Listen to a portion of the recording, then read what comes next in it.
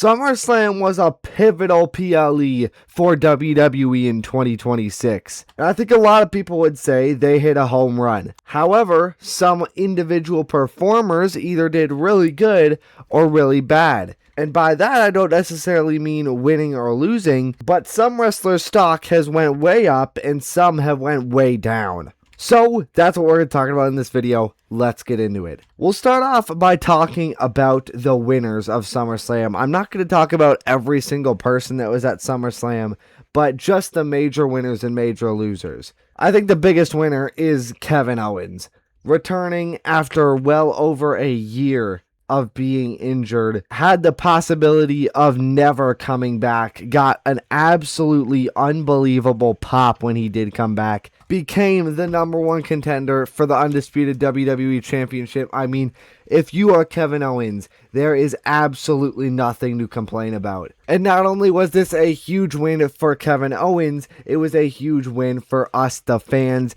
getting to see one of the best and most entertaining wrestlers in the entire company back on our TV screens.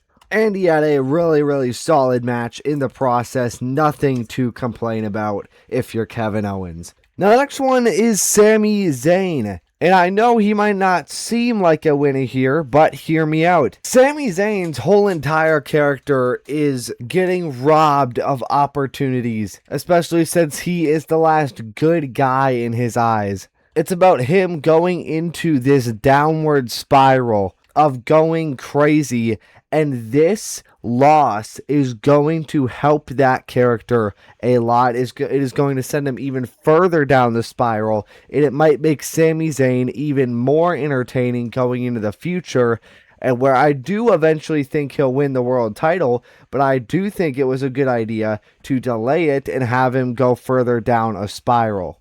Let's talk about a 2-in-1. Randy Orton and Cody Rhodes, both big time winners. Obviously Randy Orton because he returned, but both of these guys are now going to get a phenomenal multi-month long feud that they can pay off without celebrities, without TKO involvement. Both of these two deserve that feud just on their own, just about their history without the title, and that is exactly what we are going to be getting from these two. And I think that is a huge win for both of them and us. Finn Balor, another winner. Now this one might seem really confusing, but hear me out.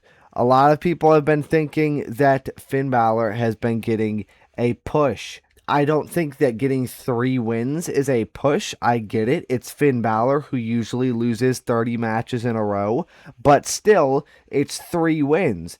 Then they put him in this #1 contenders match. I was like, you know what? Okay, maybe he is getting a push. He opened an episode of SmackDown, which is a thing that main eventers do. And then I think a lot of people got deflated when Finn Balor didn't win this. But let's not act like he was in a match with a returning Kevin Owens, Gunther, and Sami Zayn. It is not like he was in a match with a bunch of nobodies. It's not like he lost to a bunch of nobodies. But I think the most important part is Finn Balor did not take the pin. I think WWE, 90% of the time, they would usually have Finn Balor take the pin, but they didn't. And if you're a Finn Balor fan, you got to take what you can get. And him not taking a pin in this match, I think was huge for him. Nick Aldis, another winner. Yes, he didn't win. Yes, he passed out. But he showed that he can still go and put on a great match, can still do top rope moves. And just that was the objective of him and Gunther's match. And he delivered. The standards were not high, and he exceeded them. And now we're at the point where a lot of people want to see Nick Aldis as a full-time in-ring performer. So I think that's a pretty big win for Nick Aldis. Next, we have to talk about CM Punk, who retained his undisputed WWE Championship. I almost said World Heavyweight Championship because that's what he was holding in the picture, but I didn't. He retained his title, but more importantly, he is going to be having a feud that could lead us through the fall months with Kevin Owens. This is literally, genuinely a dream feud, and he is going to do so good working with Kevin Owens on the mic, and Kevin Owens is going to do so good working with him on the mic. And we all know when they eventually have their match, it is going to be an absolute banger. Brock Lesnar put on a solid match. It wasn't a good Hell in a Cell match, but if you remove the Hell in a Cell, it's a good match. But like compared to other Hell in a Cell matches, it's below the standard. It wasn't bad, but it was just below the standard. But he put Oba over as much as he can, and that's why I'm putting him here. He got to end his career. He officially announced his retirement, in case you don't know. He got to end his career by putting over Oba Femi, creating a new absolute uber megastar, super uber megastar. And he got to do it in front of his hometown crowd with Paul Heyman on his side. You can't ask for much more if you're Brock Lesnar. And similar to what I was saying, Oba Femi, huge winner, conquered the beast, slayed the beast, made himself a absolute super duper megastar on one of the biggest stages of them all. You can't ask for much more if you are Oba Femi. Another double one, Liv Morgan and Io Sky. And my reasoning for these two is very simple. They went out there and they put on an absolute banger. And in what is going to be, at the end of the year, a match of the year contender. And probably the best women's match of the entire year so far. I know that's very simple reasoning, but I think it is well deserved because these two ladies absolutely cooked. Solo Sikoa, I believe, was on the Raw before SummerSlam. He did the pew pew pew bow promo, and that got him super duper over.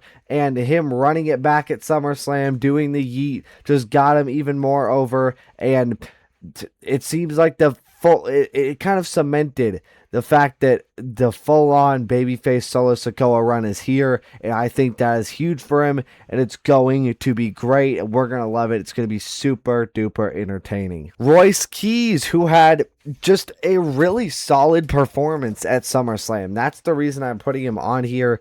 He got a lot of time in the ring. He had some really cool spots. He had a beautiful power slam over the barricade to Jacob Fatu. Overall, just a really solid performance from Royce Keys at SummerSlam. Another double one, Roman Reigns and Seth Rollins put on like literally one of the best matches I've ever seen. The only match that beats it this year is the mask versus mask match between original El Grande Americano and El Grande Americano. So many Shield references, making callbacks to their past, even honoring Dean Ambrose, the commentary team mentioning it, hitting the dirty deeds, finally putting their differences aside and doing the Shield fist at the end, stealing finishers. I mean, this was just...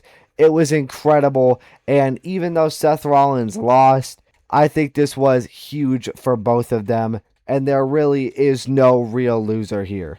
Next, let's talk about L.A. Knight, who is extremely hot right now. Yes, he cut an absolutely fantastic promo and destroyed Roman Reigns on the mic in the past episode of Raw, but we are talking specifically about SummerSlam. He finally beat the Bloodline, conquered the demon that has haunted him for years, and it also gives him very strong justification to go after Roman Reigns' World Heavyweight Championship, which it seems like that's exactly what he's doing. Fatal Influence as a whole got a big win over the Bellas and Paige.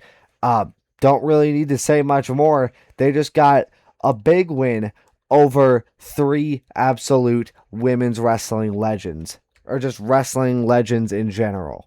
Chad Gable, thank you, winning the Intercontinental Championship that has haunted him for years in his hometown of Minnesota, celebrating with his family and the Muggs Root Beer mascot. His stock is the highest that it has ever been, probably, and it was a genuinely perfect full circle moment for Chad Gable to win the IC title from the luchador that sent him down the El Grande Americano spiral. Staying on the topic of this match, Penta, yes, he lost, yes, he tapped out, but he's still Penta, and it seems like we might be getting a heel turn. But probably even more importantly for him, he put on an absolute banger with Chad Gable when they only got like 12 minutes or something.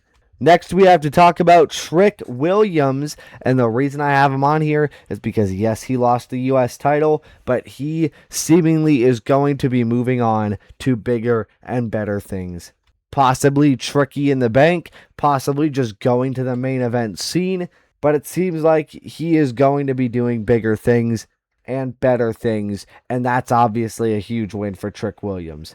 One of the biggest winners, Chelsea Green, winning her first women's world title, getting an unbelievable pop, and is one of the most over acts in all of the WWE, and is going to genuinely have an absolutely incredible women's world championship reign, or WWE women's championship reign. And now let's talk about the losers. By far, the biggest one is Dominic Mysterio. I mean, he is borderline getting buried. Losing to Danhausen, a comedy character. This guy was the last person to beat John Cena. He beat AJ Styles. He was double champ Dom for like 6 months. Booked like a megastar in AAA, but can't even beat a comedy character on the main roster. I mean, it is just embarrassing booking from WWE,